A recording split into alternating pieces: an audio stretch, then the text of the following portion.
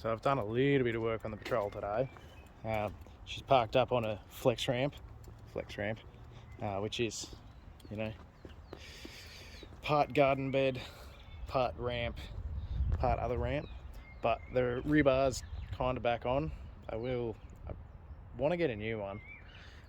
I don't know. I haven't really decided whether I want to go a rear bar or just make something out of steel. Made some mud flaps out of conveyor belt rubber, so I'm a little more legal. Because you really, with the 35s on, you didn't get much cover with the old mud flaps. They were a bit pointless. But a little bit of work's done, not bad for a little Friday morning. I've got a crook back, so I couldn't go to work, so I actually haven't really been able to do much. So making those mud flaps were a bit of a stretch, but you know, get shit done. We'll do something.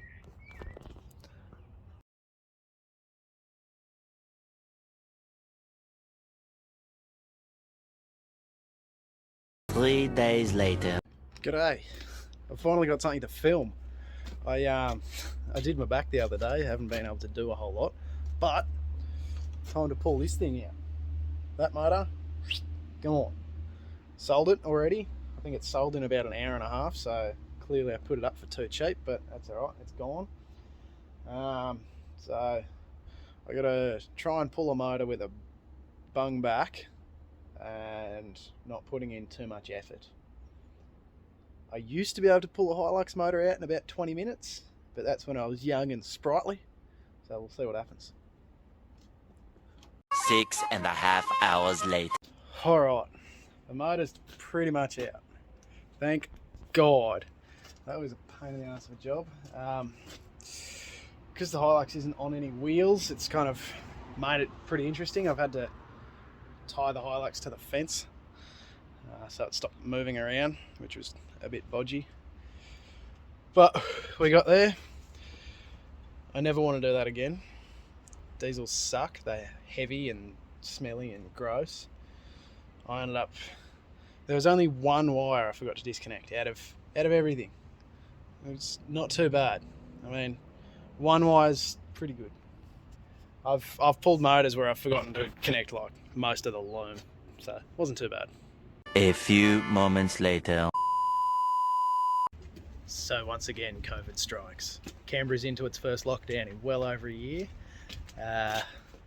Looks like I'm just going to be working on this shitbox. Notice, no engine, it's out. I'll get the body ready to come off while I'm in lockdown. Fuck. But it means I can't go up to Forbes and get my engine, which I was really counting on getting, so I could put it in and start making engine mounts and all of that fun stuff for that thing. So I guess we'll see what happens. So I've been out for my run. I ran to the top of that mountain over there. Now it's time to pull that tub off and put it on the grass, and then I'm going to come up with a pretty sneaky way of getting the cab off. Should be pretty funny. Right, tub's off. It's gone. Time to strip the cab.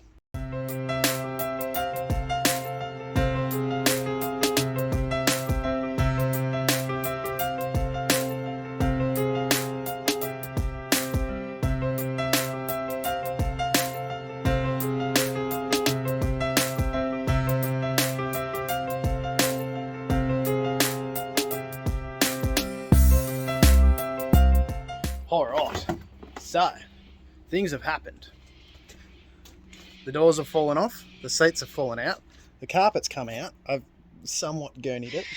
And also, oh look, the cab's off.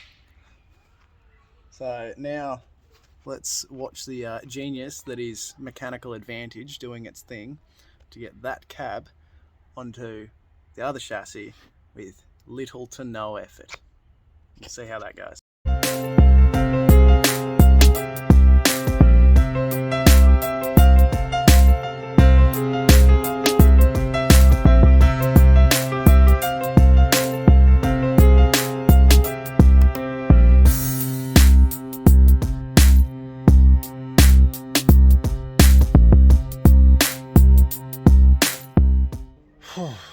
Right, so notice there's no body. It's because it's over here. So that was a very, very quick way of sassing an N60. You just take it off and put it on a fucking solid axle chassis. That was a prick. I did pretty much the whole body shop swap on my own using just the winch and engine crane, and it sucked. But it's done. Thank fuck. And now I've got to deal with body mounts because only 2 of them line up out of 6. So, yay! Alright, so I think I'm done for the day. Body's on. Worked out that only 2 of the cab mounts are actually out, not fucking 4 of them. Doors are back on. I only took them off just to get a bit of weight out of it to try and move it. Guards are back on, sort of. Bonnet is sort of on. I stuck the bumper bar on. Ooh boy. Pretty happy with it, eh? She'll be a weapon in no time.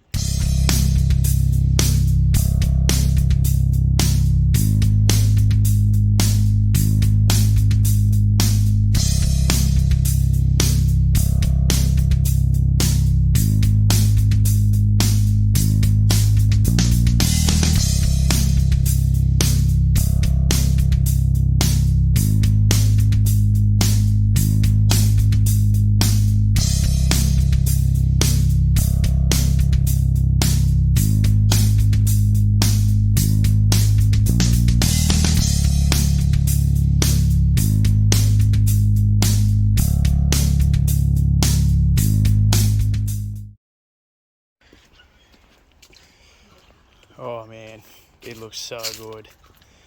Like, obviously it's a bit rough, the body's rough, but God, it looks good. The wheels fit in the guards just how I want them to, so they're sitting just a little bit further forward of the centre line of the guard, so then I've got all this clearance up here for big boy tyres, because those are only 33s and I need 35s. So, for those playing along at home, the front cab mounts fit to the LN106 chassis. The cab mounts under the driver's feet also line up.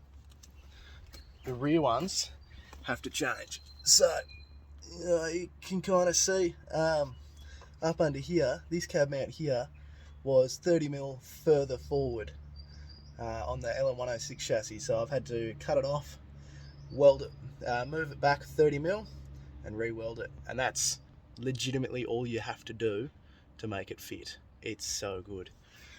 Steering wise, the steering amazingly from the tool drive IFS just bolts directly up to the LM106 factory steering box, which is, I mean, that's kind of cool.